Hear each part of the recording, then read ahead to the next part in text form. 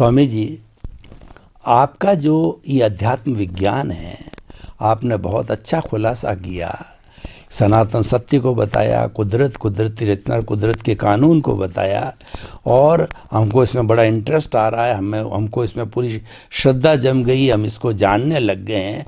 परंतु एक साधारण व्यक्ति जिसके परिवार है, मध्यम वर्ग का है, उसको कमाना भी है, बाल बच्चों को सेटल भी करना है, समाज में अच्छा भी बनना है और सब मेंटेन भी करना व्यवहार दृष्टि से, तो आप बताइए कि वो किस तरीके से जो है वो इस सनातन सत्य को या कुदरत, कुदरती रचना, कुदरत के कानून को जीवन के अंदर सरलता से अपनाए, ताकि कि उसके ऊपर बोझ भी नहीं आए और उसका जो कार्य रोजमर्रा का वो भी चलता रहे और वह भी प्रसन्न रहे।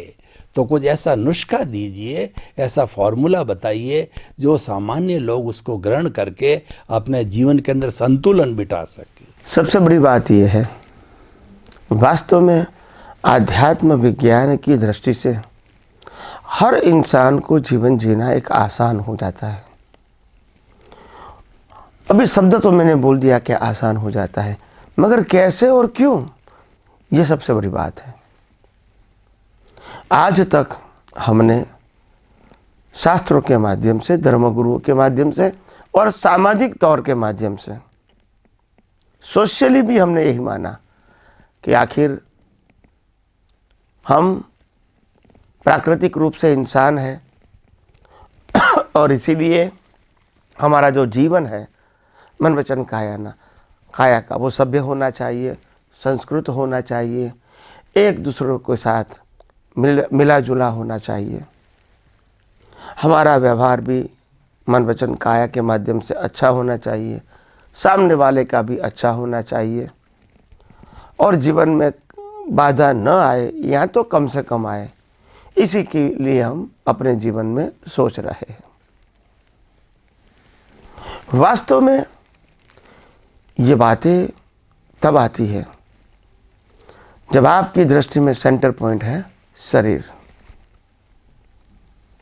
जब मैं शरीर हूं, जब मैं शरीर को चलाने वाला हूं और शरीर जो भुगतान करते हैं वो भुगतान करने वाला हूं, इन शॉर्ट शरीर का मैं कंट्रोलर हूं, वहां तक तो ये विज्ञान आपको समझ में नहीं आएगा और ना ही अनुभव में आएगा। तो फिर ये विज्ञान समझने के लिए क्या करना चाहिए आम आदमी को? तो काफी सरल बात है। ये विज्ञान समझने के लिए और कुछ करने की जरूरत नहीं है, सिर्फ दृष्टि को ही बदलना है। सृष्टि को नहीं बदलना है, संजोगों को नहीं बदलना है और प्रकृति को भी नहीं बदलना है, हमारी या दूसरे की। तो क्या करना है? दृष्टि बदलने का मतलब क्या? दृष्टि बदलने का मतलब होता है आर्ट ऑफ विजन। जन्म से मौत तक मन वचन काया और 5 इंद्रियों से अनुभव में आती पूरी सृष्टि को कैसे देखें ताकि रिलेटिव सत्य का जो मालिकी भाव और कर्ता भाव है खत्म हो जाए, प्राप्ति या लॉस ये विजन खत्म हो जाए, जन्म जीवन मृत्यु ये दृष्टि खत्म हो जाए, सुख दुख की कल्पना खत्म हो जाए, मैं सुख दुख भुगतान करता हूं ये दृष्टि खत्म हो जाए,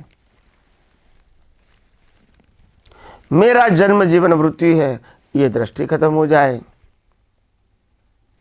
तो फिर मुक्ति के मार्ग में आगे बढ़ना आम आदमी के लिए आसान है। इसका उपाय क्या है? इसका उपाय यही है जो मैंने अगले एपिसोड में बहुत डिटेल में बताया था कि जन्म से मौत तक मन वचन काया और उनकी अवस्थाओं का टोटल क्रिएटर, ऑपरेटर, डिस्ट्रॉयर तीनों कुदरत है और कुदरती कानून के मुताबिक ही शरीर का जन्म हुआ है, अवस्था भी रहेगी और मृत्यु भी अपने आप आएगा। जैसे एक मन वचन काया की बात है, ऐसे विश्व के हर व्यक्ति के मन वचन काया का क्रिएटर, ऑपरेटर, डिस्ट्रॉयर कुदरती तो है।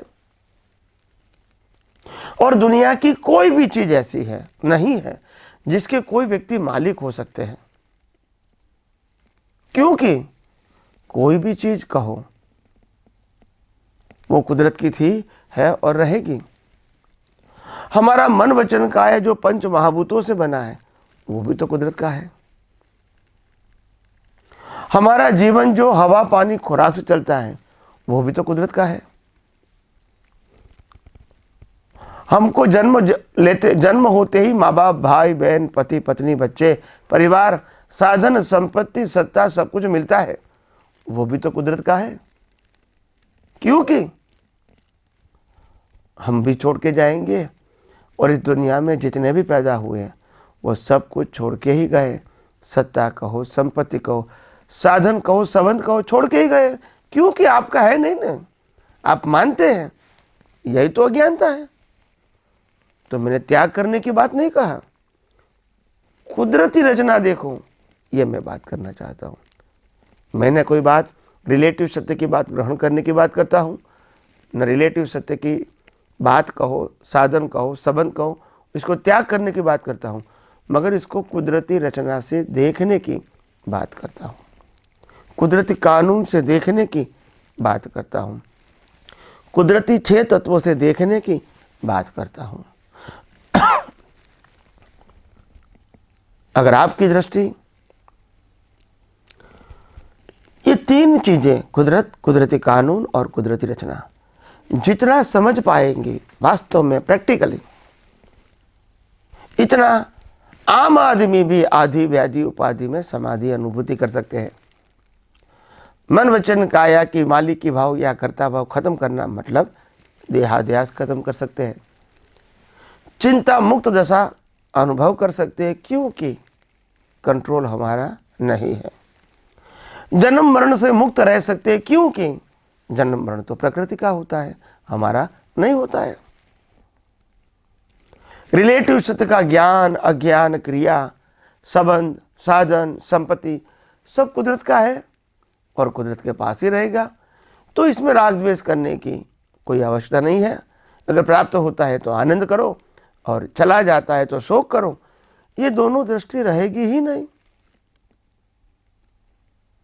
क्योंकि कुदरत कहती है मनुष्य के पास कोई सत्ता नहीं है मन वचन काया के चलाने की। मगर हम ये विज्ञान नहीं जानने के कारण हम अपने जीवन में कंफ्यूज हैं, और इसीलिए मैंने बताया कि अपने जीवन के अंदर हम अपना जीवन सरल, सहज और सुगम बनाना चाहते हैं, तो हमको ये विज्ञान सिद्धांत के रूप में सही दृष्टिकोण से समझना ही पड़ेगा। और ये दृष्टि की बात है, ये मन वचन काया और क्रिया की बात नहीं है। फिर आप कहोगे कि ये विज्ञान समझने के लिए हमको क्या एफर्ट करना है? कुछ भी नहीं करना है। आपकी दृष्टि में बार बार कुदरत, कुदरती कानून और कुदरती रचना सेट करना है और संयोग में उपयोग करना है, सेट करना है, उपयोग करना है, सेट करना है, उपयोग करना है। उपयोग भी दृष्टि से करना है, मन वचन काया से नहीं करना है। तो मन वचन काया से जो कुछ हो रहा है और 5 इंद्रियों से जो कुछ भी अनुभव में आता है, उनमें कुदरत, कुदरती कानून और कुदरती रचना दृष्टि से सेट करना है, ताकि हम हर अवस्था में मालिकी भाव, कर्ता भाव से मुक्त रहे, सुख दुख के बंधनों से मुक्त रहे, देहाध्यास से मुक्त रहे, जन्म मरण की मान्यता से मुक्त रहे, चिंता मुक्त रहे, और हर प्रकार की आधि व्याधि उपाधि जो शरीर को रहेगी इससे भी हम मुक्त रहेंगे, क्योंकि हम शरीर या मन वचन काया नहीं है।